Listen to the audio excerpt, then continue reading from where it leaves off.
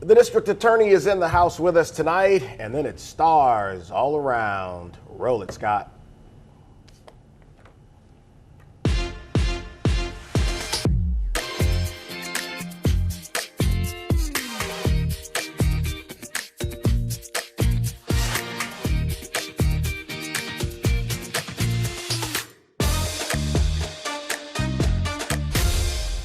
Would you believe it if I told you we're actually down in the city of Baton Rouge in homicides this year versus last year? I know it doesn't always feel that way, but the numbers are down, but it's still pretty alarming. Our district attorney, Hillar Moore, is here with us on the show again to talk about where we are as we move into, can you believe it, the end of June already? So where are we right now? So I wish you would have asked me 4 weeks ago because I would have had a much better number. But Right. At this date, we're 11% below what we were last year. Okay. Last year, we were 25% below the year before, which was our worst year ever. So we're on a downward trend. Other cities, unfortunately, like Orleans, are on the way up, and we're on the way down, which is good. But 4 or 5 weeks ago, I think we were 45% below. Right. And those last 3 weeks just kind of exploded. But the good news is that the non-fatal shootings and the shots fired are down significantly in the parish and in the city by 30% and 25%. So the less shots fired, obviously, hopefully the less amount of homicides. We unfortunately had one daylight killing yesterday on Acadian. So we still have a long way to go. You know, we typically see spikes in shootings and bad activity during the summer months because so many more people are on the streets of the city. But with that being said, you're still down this year versus last year. To what do you attribute that? I think people have gotten back to being more normal. Oh, by the way, maybe because it's hot as hell outside too. Yeah, and well, kids are out of school, a lot of idle time, but overwhelmingly these murders are gang or group related, and we call them groups, but they're all pretty much related to drugs. So I know that people say drug dealing or drug offenses are nonviolent.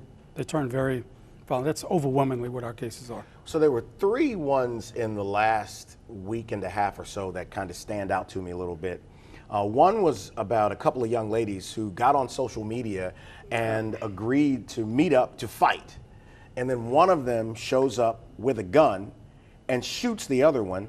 And fortunately, we don't have good shots, or we'd have 400 murders a year, but shot the young lady in the shoulder. I don't think people understand how often fights or crime start on social media. Just about everyone, all of our things are on social media. And people see them, it doesn't make much sense that to get notoriety, they have to publish what they're doing and tell you in advance what I'm going to do. Then they do it, then they publish it later. We appreciate the help, but we'd rather it not happen. Right, right. But how that person was not killed in that shooting, I have no idea. But that was a new one for me. The second one I want to bring up, a couple guys are playing basketball in a park. One dunks on the other one.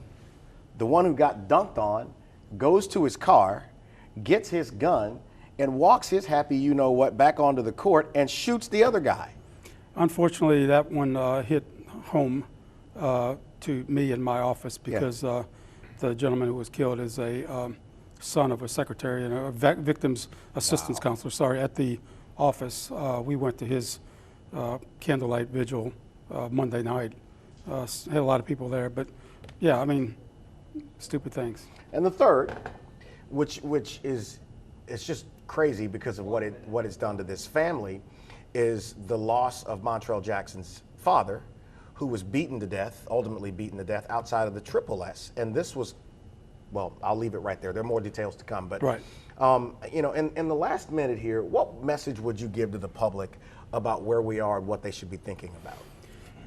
Just know where your kids are, know who your kids are hanging with, particularly do they have guns, why do they have guns? We're seeing so many machine guns right now, semi-automatic weapons that are made fully automatic that are killing and hurting a lot of people. But just taking care of your own family, and that's the way we start. Could I get you back in a couple weeks to talk about this machine gun bill? I want to talk about the juvenile detention center and then what we should be thinking about going into the end of the summer. You'll come back? Absolutely. District Attorney Hillar Moore, we got a cuteness overload in our last segment, but next we'll introduce you to another rock star. Stay right there.